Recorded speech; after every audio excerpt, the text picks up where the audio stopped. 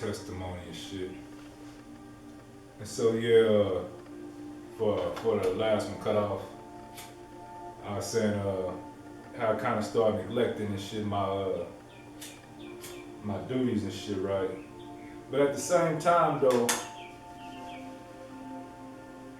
you gotta understand, and I had to think about it too, like and not not trying to make an excuse, but this is what was another aspect of this whole dilemma I had when I first got out of shit.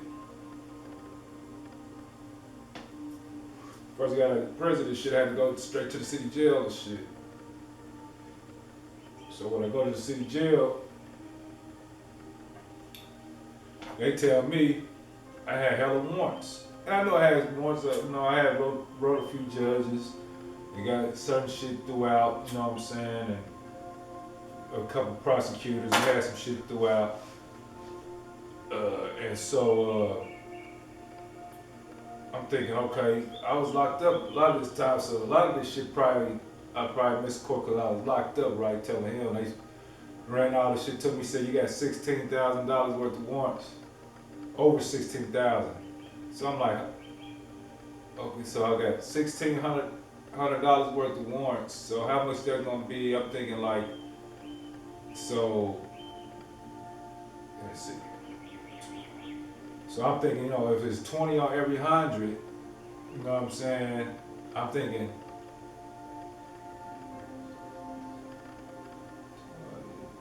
I think what, $300, $400? I forgot, but it's something like that.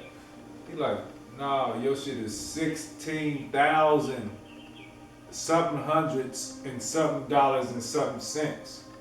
So that shit was like 16,200, you know what I'm saying?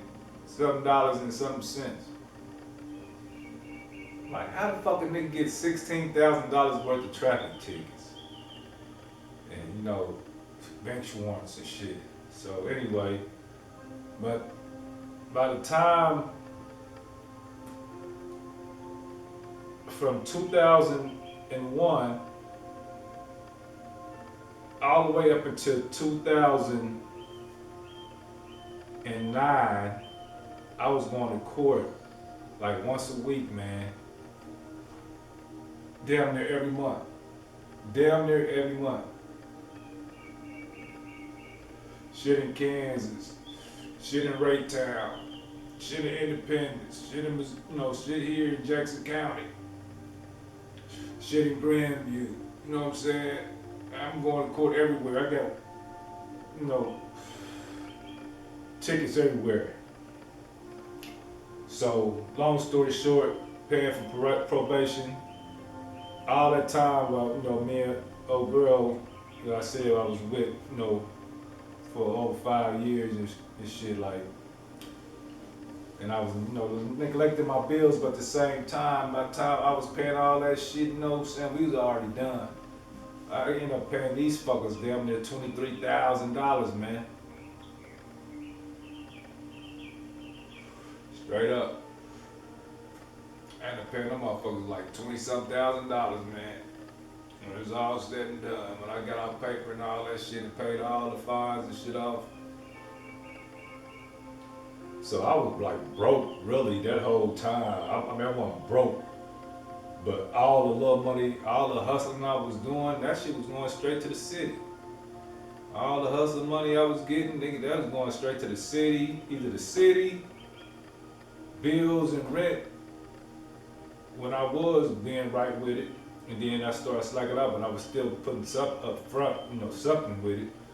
But between fucking paying the city off, paying bills and trying to do an album, paying for all my promotion, all the little parties I'm doing and shit and everything else I was trying to do to promote myself, I was putting money all in that shit. So I stayed broke. I stayed busted. Every time I got some money, that shit was going somewhere.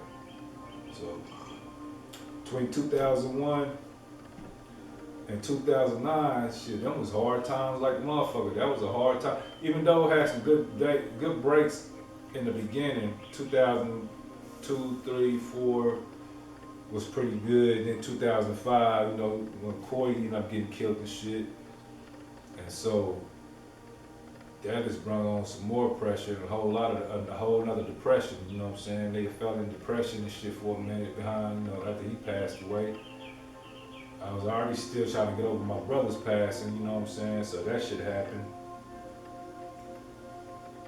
And then it was just like, boom, my pops passed away. And it's just back, you know, motherfuckers start passing away. Niggas started getting locked back up. All the hood niggas who got out, like the hood was so full of niggas that all the niggas from back in the day, everybody was out. You know what I'm saying? Like between 2002 and 2005, everybody was out, man. We was running to the clubs, thick as a motherfucker, road dogs, you know, thick road dog cliques. You know what I'm saying? Villains, 5'7", 5'6", you know what I'm saying? 5'5" niggas rolling. We was thick every club we went to, like. It was good times. Everybody was getting their money. You know what I'm saying? We was enjoying ourselves, man. Good times. And then, you know, shit started going downhill. Like after 2004, 2005, shit started going downhill, man. I say like 2005, shit started going downhill. One good thing about it though, I got out parole in 2005. No, not too long after Corey passed away and shit. Actually, I think I got those papers the night I left the hospital. And went to my sister's house. She had gave me the papers that I think that same night. Same night, I had got off parole. They had sent me a letter to get off. I was off parole and shit. Didn't even know it. But anyway, so 2009 and shit like that, I did that first album and shit, scraped up and did that. I was trying to get all kind of different motherfuckers to, you know, fuck with me on beats and, you know, different shit. And, you know, a lot of people fuck with me, but I had to scrape up beats and shit like from little young homies who was trying to get their name out there, you know, practicing beats, just learning and shit like that. And, you know, just putting together beats from little samples and shit, finding little ideas from different, you know, beats, piecing that shit together, right? Then said, fuck it, I'm about to do a second one. So that second one, that's what really had me like slumped in the hole, you know what I'm saying? Cause I didn't really make a lot. I was hand in hand that first album by myself. Then my baby mama was helping me for a minute. We was running around selling that shit at the car. Different shit, swap meets and flea markets and shit like that. And you know, I think I sold 600 and some copies of that first album. That's just me by hand, just out hand in hand and selling that shit. So I'm like, I gotta do a second one. I want to do the second one. I had already started it before I even finished the first one. And so, you know, because the first one it was me, Baby Villain, Dante, Corey, and Teron. And all them niggas, Corey, you know, ended up getting killed. Dante, Teron, and Chuck, them niggas all got locked up.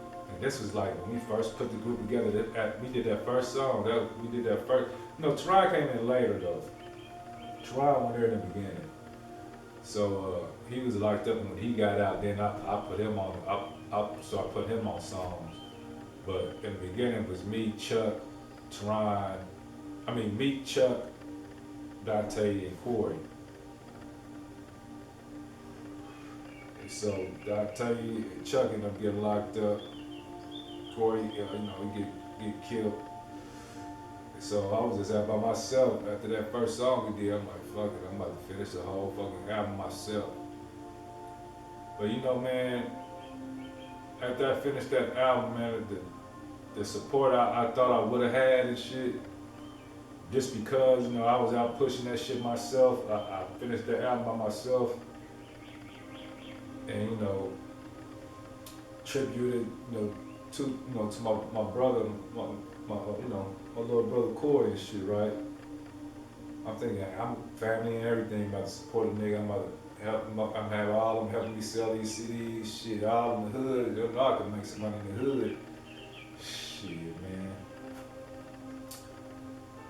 Family, all that shit I thought was gonna be, none of that shit popped off. I was pushing that shit by myself and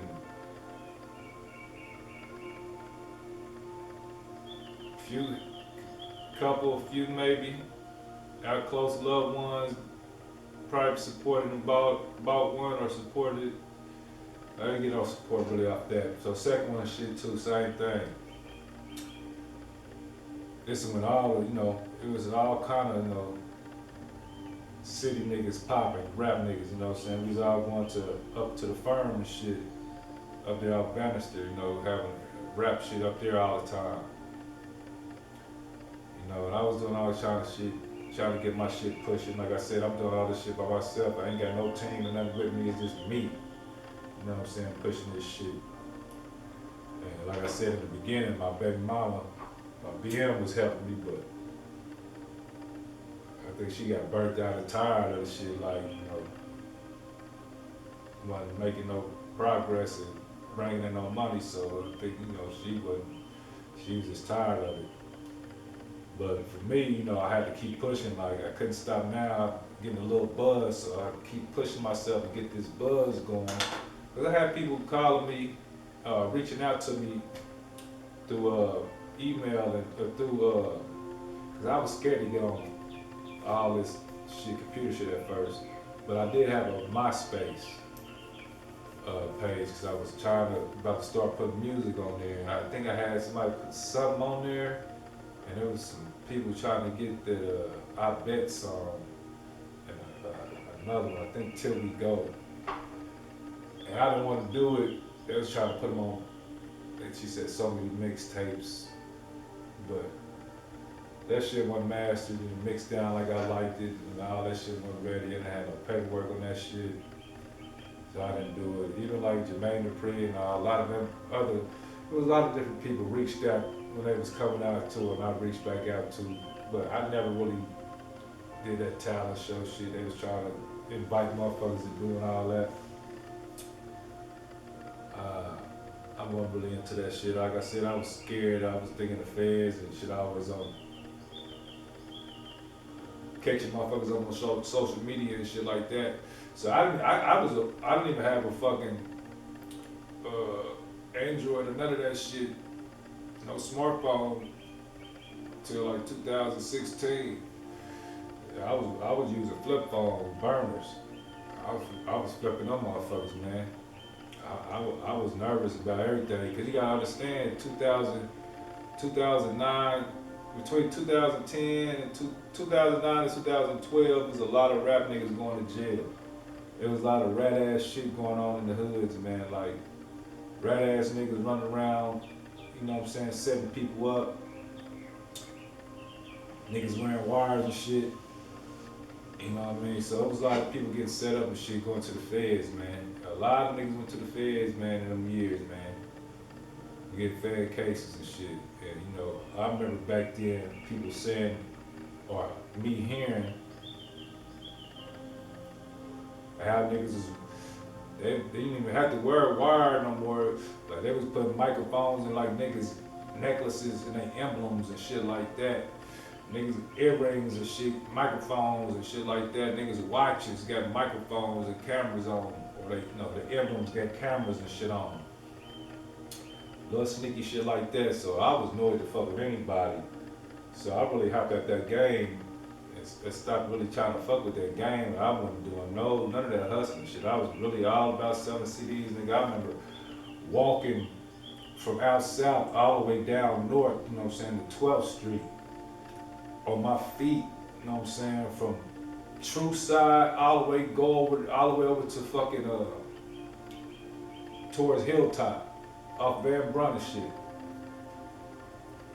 Walking through all the hoods, nigga, trying to sell my CDs. Not trying to sell them. You know what I'm saying, selling my CD. all around this bitch. I remember nigga feet used to be blistered up like a motherfucker, cause at that point, both of my cars was down. My K5 was down. I was trying to get that fixed. And I was working on my, I had a little two-door Royale that broke down on me. So I didn't have no car at the moment. This is like 2011. Like I said, after me and my BM broke up and shit. So a nigga was left without a car. We was sharing her car at the moment. Cause I wasn't mobile. My shit, I was just trying to fix my shit up. Get my K5 back clean like it was and all that shit. So I was investing money into that shit. And at the same time, like I said, paying bills off, paying the city, plus, trying to pay for everything going into my albums. So nigga, there was hard times for a nigga, man. I was down like all the time. Nigga, money was low. But I still made something happen. I still made a hustle with something good. It just seemed like every time I come up, something happened, man. A nigga fall back down for some reason, go to jail, or some type of fire hit a nigga, something like that, man. It was just all kind of little weird shit going on. So I remember like the shit with the BMF and all that shit going on in Atlanta, and that shit was spreading, all the way. That shit spread it everywhere, all the way over here to Missouri and Kansas too, Texas, all that shit was affected by that BMF shit. And so it was a lot of niggas going to the feds, like getting snatched up, man. There was so many city rap niggas going to jail and shit. And at that point in time too,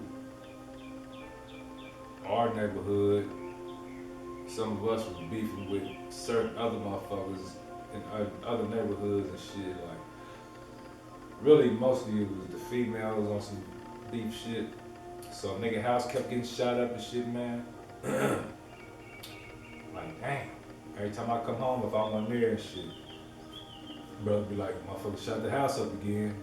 Like, man, that shit crazy. So, trying to pinpoint who it was, nigga really couldn't pinpoint who it was and shit, and figure out the shit itself with. So the best thing I could do for me and my brother was, to move about that house and shit, and get on the outside and look in and shit, right? And so, like I said, there was a lot of crazy shit going on at that time, man. I know I'm in the book. I'm not trying to explain everything right now. Just kind of give short snips, but yeah, a lot of weird shit went on, man. A lot of people, became straight and it became more of a competition. Everything was a competition between everybody, and mainly I feel like I was being targeted in a way, like motherfuckers was putting me up against everybody around, coming around, like, type of shit. Which how a motherfucker tell you what another motherfucker got, tell you how good another motherfucker doing. It was always that type of shit, like trying to make a nigga jealous of somebody else type of shit, or, I don't know. But anyway, so the last house I was staying in 2012, me and my bro, before we moved out of shit, all kind of weird shit, like police posted up, up the block, what I'm saying? I started seeing unmarked cars and shit, Fed looking type cars.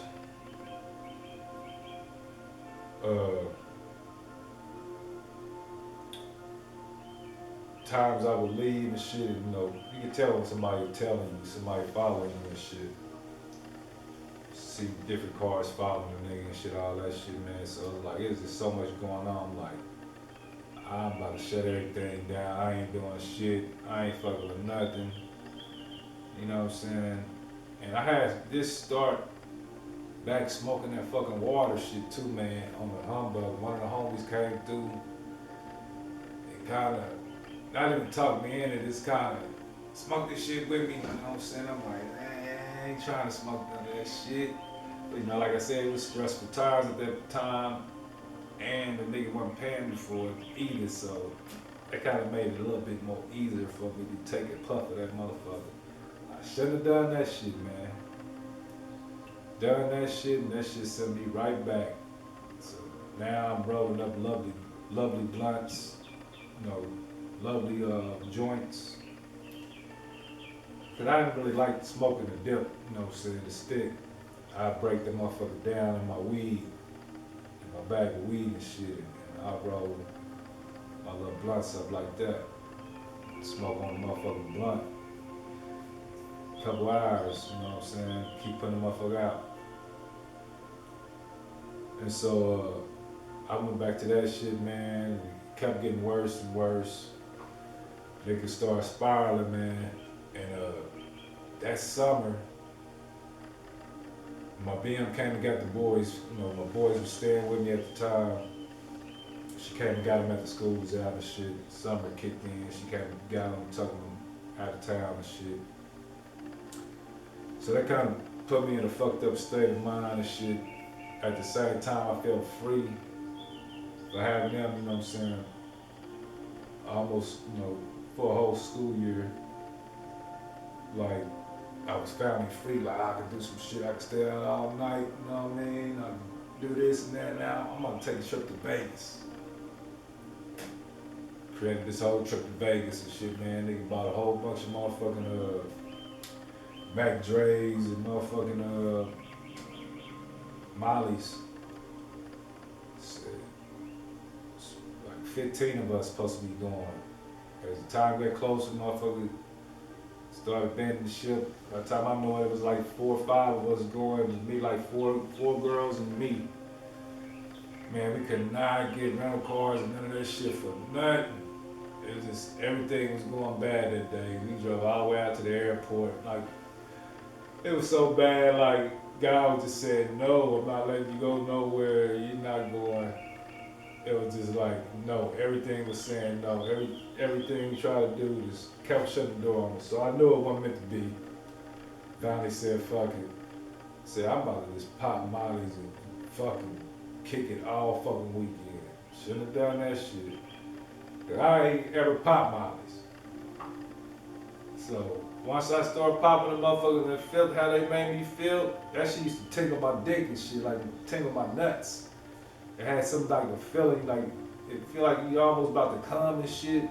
That type of feeling, it made me feel good. So that was the type of feeling. That shit was like, even if I don't fuck, this felt like damn near like an orgasm and shit. You know what I mean? Like, but every time I would get on the motherfucking mollies, I turned into like fucking sex crazed maniac. You know what I mean? All I want to do is fuck, man. I'm on my phone all day trying to get somebody to come over. I became so much addicted to sex in that period of time and popping the mollies, man, from like that whole summer long. I was just like a whole long summer of nigga just trying to fuck, man. I'm trying to, you know, I don't know, man, it was just a fucked up season for a nigga, man. I think I end up, that's the time that I end up probably attracting or being attached to what I would call a sexual demon, or you would call it a Jezebel spirit. So maybe a Jezebel spirit attached to me at that point in time, because like when you're on them drugs and shit, especially when in that water shit, you like in between dimensions, like the spiritual realm and shit. So you can easily attract demons into your realm and shit, into your auric field, into your energy space. If you on drugs and like any like psychedelic type of drug, you know what I mean? Like PCP, mushrooms, acid, anything to take you into a different realm and take you out of reality. You can draw on those bad spirits. So I think that's what happened at that point in time, and it got to a point where all I wanted to do was have sex. You know what I'm saying? Like it got to a point where the hustle I had going, my customers and chicks and shit that was coming through, I was scaring their ass off and shit, man. And I didn't know how bad I began to look until I moved and went to Minnesota and shit to get out of this motherfucker to save myself, right? And to save, other fuckers from me. I got to Minnesota, I'm like, damn, nigga looking bad like a motherfucker, man. I was so small and face was so sunk in and looking so fucking crazy. I was like, no wonder why. Like, all the cool females and shit like that I had used to come over and hang out and kick it and chill, smoke and, bring the kids over to get their hair cut and shit like that. Like, I done scared everybody out, man. They probably come over here, see me. They come in this door, see me looking like a fucking spook. See me looking like, what I'm saying, I'm on dope or something, you know what I mean? They scared I might do something to them or whatever, So I start understanding, like, I gotta snap out of this shit. I ain't taking nothing. I ain't smoking nothing but weed. I said I gotta lay out the liquor for a minute. I stopped drinking liquor for a minute. When I got to Minnesota, I just wanted to stay focused and work. But I was popping like pain pills and shit for my back, man, cause I fucked my back up in the county, 18 and shit. So off and on, I always pop like Valiums and shit for my back. But that's the reason I got popping pills in the first place. End up fucking trying Mac Dre's out, and then went to the Mollies. But yeah, I only did them motherfuckers though. Like I said, that year, from that summer all the way up till I left, into 2012. And I came back. When I came back, I did pop some more Mollies a couple times when I came back. But like, far as like me doing Mollies years at a time and back-to-back years, nah. It was just that one year I did that summertime. I went hard all that fucking year, all the way up to the end of the year, to December till I left. And after that, up there, I think I still was popping pain pills when I could find them and shit. But went up there, so I can get my head straight, man. Went straight to work like 2 days after I got there. Got the job, was on boom. Ended up going to a shelter and shit. I had to go to a shelter and shit while I was working. And went to a little program. They say, help you save your money, put your money to the side, they save it for you so you can get a place, they help you find a place and shit. Did that, boom, found me an apartment, moved into the apartment. Did my work and all that shit, man. And worked that job for like a year. And following year, I ended up fucking up, tripping, man, getting too close to a customer and did some bullshit I shouldn't have did. You know what I mean? Ended up getting fired from that motherfucker, and after that, it's hard times. Shit went downhill, you know what I mean? Lost the job, lost the apartment. Ended up having a good friend though. I used to hang out with all the time. Ended up, I was staying, with my sister after that happened. And to get away from there, though, I had a friend. I used to go to her house all the time. She's like, you might as well just come over here with me. I took her up on the offer. Couldn't do it. I stayed there, to the end of the summer, almost. No, to the beginning of the summer. And I ended up going to fucking. I ended up moving. And was supposed to be going to Georgia. I ended up detouring and going to